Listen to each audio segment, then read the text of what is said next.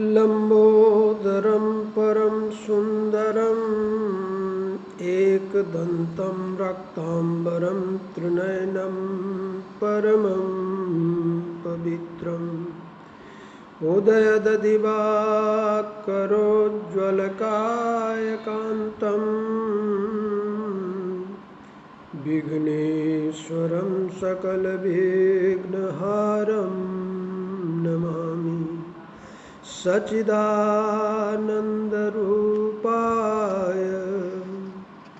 विश्वोत्पत्त्यादिहेतवे तापत्रय विनाशाय श्रीकृष्णाय वयं नुमः। नारायणं नमस्कृत्य नरं चैव नरोत्तमं देवीं सरस्वतीं व्यासं ततो जयमुदीरये। गुरुर्ब्रह्मा गुरुर्विष्णु गुरुर्देवो महेश्वरः गुरुः साक्षात् परब्रह्म तस्मै श्री गुरुवे नमः। श्रीचन्द्रदेवं शिवमद्वितीयं भस्माभिलिप्तं शशिशुभ्रवर्णं पद्मासनस्थं सुखदं यतीन्द्रं वाक्कायचित्तैः सततं भजेऽहम्। बोलिए श्रीचंद्र भगवान की जय, पवन सुत हनुमान की जय। उपस्थित सभी महापुरुषों के चरण कमलों में साष्टांग दंडवत प्रणाम करते हुए मात्रा प्रकाश भाष्य में हम लोग प्रवेश कर रहे हैं। कल की पावन चर्चा में आप लोग श्रवण कर रहे थे यत का आड़वंद, प्रयत्न का आड़वंद हो तो साधक के लिए सब चीज सुलभ हो जाता है। आज इसी सूत्र के चौथे सूत्र में आचार्य श्री कहते हैं, शील लंगोटी, ज्ञान की गुदड़ी, खिमा की टोपी, यत का आड़वंद शील लंगोटी। आज हम लोग इस लंगोटी के ऊपर विचार करते हैं। आचार्य श्री चौथे सूत्र में चरित्र और लंगोटी की बात करते हैं कि एक ऐसा वस्त्र जिसका प्रयोग आड़वंद के सहारे कमर के आगे पीछे छिद्रों को ढकने के लिए किया जाता है, उस वस्त्र को लंगोटी कहते हैं। अर्थात जो लिंग को ओट में रखे वह वस्त्र लंगोटी कहलाती है।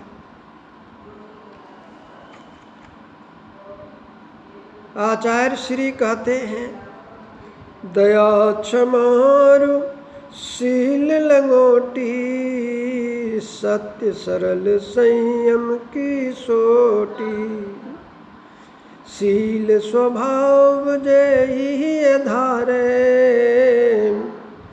और अज्ञान ते ही मुनि मारे। आचार्य श्री चंद्र जी कहते हैं, शिशिन इंद्री के आवरण का नाम लंगोटी है, जो साधक के इंद्री को ढक कर रखता है। उस वस्त्र को लंगोटी कहते हैं। वे वस्त्र की बात नहीं करते, वे कहते हैं शील, चरित्र, कैरेक्टर मनुष्य की लंगोटी है। यानी शील जिसका सुंदर है, यह शील रूपी, चरित्र रूपी लंगोटी का वस्त्र जिसका है, जिसका चरित्र रूपी वस्त्र का लंगोटी है, जो साधक अपने जीवन में सत्य, सरल, संयम, नियम के सहारे दया, क्षमा स्वभाव को धारण कर सदाचार रूपी लंगोटी को स्वीकार करते हैं, वह साधक वास्तव में अपने हृदय के अज्ञान को नष्ट कर लंगोटी को धारण करते हैं। जैसे लंगोटी आड़बंद के सहारे टिकती है, वैसे ही संयम नियम के सहारे सदचरित्र टिकता है। अर्थात शील गुण ही शिशिन इंद्री को बस में रखता है। मित्र लाभ ही तो उपदेश में कहा है, अवसे इंद्रियाणि चित्तानां हस्ति स्नान विक्रियां दुर्भगाभरण प्रायो ज्ञानम भार क्रिया विनम। जिस पुरुष के इंद्रिय तथा मन बस में नहीं होते हैं, अवश में है, उनकी सभी क्रियाएं हस्ती स्नान की तरह व्यर्थ होती है। जैसे हाथी स्नान करके अपने ऊपर मिट्टी डाल लेता है, वैसे ही सदाचार के बिना शास्त्र का ज्ञान भी भार के समान ही है। जैसे विधवा स्त्री के अलंकार, श्रृंगार भार स्वरूप है। इसलिए आचार्य श्री कहते हैं, जिस साधक का चरित्र सुंदर है,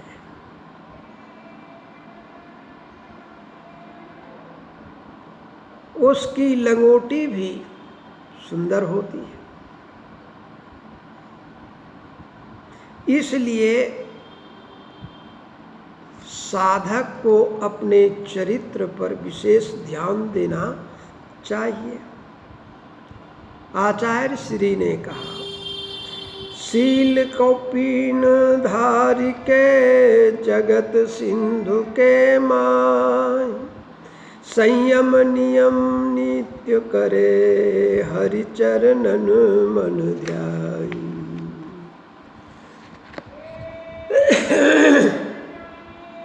आचार्य श्री कहते हैं, जो साधक सदाचरण रूपी लंगोटी धारण करके संसार में रहते हुए नित्य संयम नियम से एकांत में बैठकर परमेश्वर का ध्यान करते हैं, तो शील स्वभावे सद्वृत्ते शुचौ तु चरिते शीलम। शुचि शील पवित्र स्वभाव का द्योतक है, जो आग्रह रहित होकर सद्कर्मों में प्रवृत्त होने को सूचित करता है। यह स्वभाव परक शील धातु से, शील धातु के अर्थ में अर्थानुसार एक निष्ठ वृत्ति का बोध कराता है। वास्तव में वह साधक शीलवान होता है, आचरण संपन्न होता है। उसके विषय में महाभारत में कहा है, अद्रोह सर्वभूतेषु कर्मणा मनसा गिरा अनुग्रहश्चादानञ्च शीलम एतत् प्रशस्यते। यानी इस कथन से सिद्ध होता है कि शीलवान साधक को किसी भी प्राणियों से कायिक, वाचिक और मानसिक रूप से द्रोह नहीं करना चाहिए तथा हर जीवों पर दया दान से अनुग्रह करते हुए रहना चाहिए, ऐसा महाभारत में कहा है। शीलेन लभते स्वर्ग सौख्यम धर्म परम पदम शीलवंतम मुनिम मन्ये जित्मान मदाधिकम। आचार्य श्री चंद्र जी कहते हैं, आचरणवान पुरुषों को शील से स्वर्ग का सुख, धर्म एवं मोक्ष मिलता है। मद अभिमान आदि का मर्दन कर निरा अभिमानी शील वाले को मुनि मानते हैं।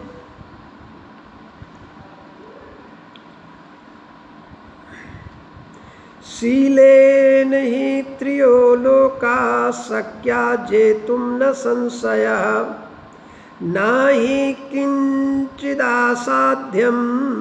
बहिलोके शीलवतां भवेत। आचार्य श्री चंद्र जी कहते हैं कि आचरणवान पुरुष अपने शील के द्वारा तीनों लोकों को जीत सकते हैं। शीलवानों के लिए इस श्लोक में कुछ भी असाध्य नहीं है, अर्थात वह सब कुछ प्राप्त कर सकता है। अर्थात शील से सबको अपने बस में कर सकता है।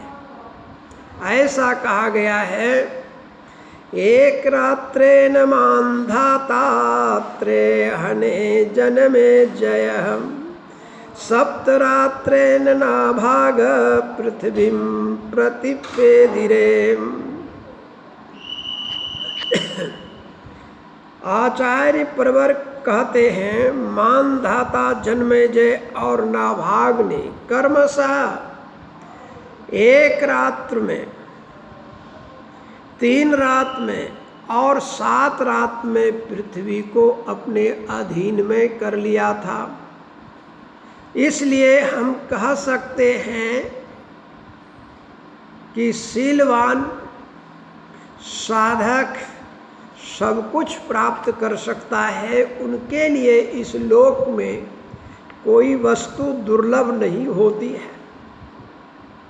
और भी कहा है, वेदो अखिलो धर्म मूलम स्मृति शीलेन च तद्विदाम आचारः चैव साधूनां आत्मनस्तुष्टिरेव च। स्मृतिकार ने शील शब्द का अर्थ अपनी टीका में राग द्वेष का परित्याग किया है। अतः शील लंगोटी के माध्यम से आचार्य श्री चंद्र जी बताना चाहते हैं कि सज्जन महापुरुषों का शील स्वभाव ही संतुष्टि का कारण है, तृप्ति का कारण है, परम मोक्ष का कारण है।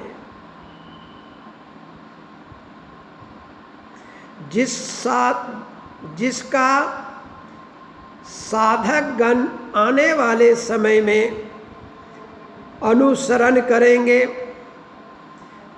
सत्यशील गुरु वचन में धरे नित्य जो ध्यान दया ज्ञान जल जो करे सदा नित्य स्नान।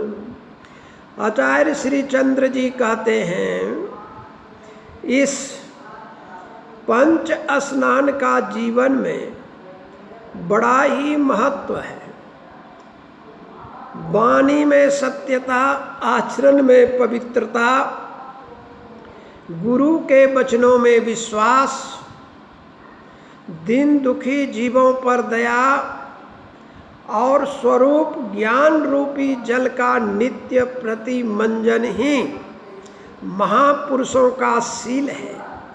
इस विषय में गीता जी कहती है, नहि ज्ञानेन सदृशं पवित्रमिह विद्यते तत्स्वयं योग संसिद्ध कालेनात्मनि विन्दति।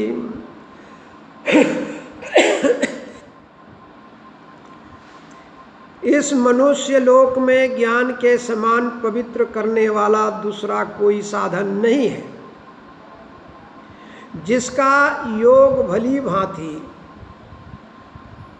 सिद्ध हो गया है, वह कर्मयोगी उस तत्व ज्ञान को अवश्य ही समय आने पर स्वयं आप में पा लेता है। स्वयमेव अनायासेन लभते स्वयं अनायासः। स्वयं अनायास प्राप्त कर लेता है। इसका अभिप्राय है कि कर्म योग का अनुष्ठान करने वाला व्यक्ति, साधक, ज्ञान के लिए कोई अलग से प्रयास नहीं करता है। उनका कर्म ही वह प्रबल प्रयास है जिसको अपने जीवन में अपनाकर वह परम तत्व को प्राप्त करके सदा के लिए सुखी हो जाते हैं। इस प्रकार से आचार्य श्री ने चरित्र रूपी लंगोटी धारण करने का हम लोगों को संदेश देते हैं। इतना ही कहकर मैं अपनी वाणी को यहीं पर विराम देता हूँ। बोले सच्चिदानंद भगवान की जय, श्री चंद्र भगवान की जय, पवन सुत हनुमान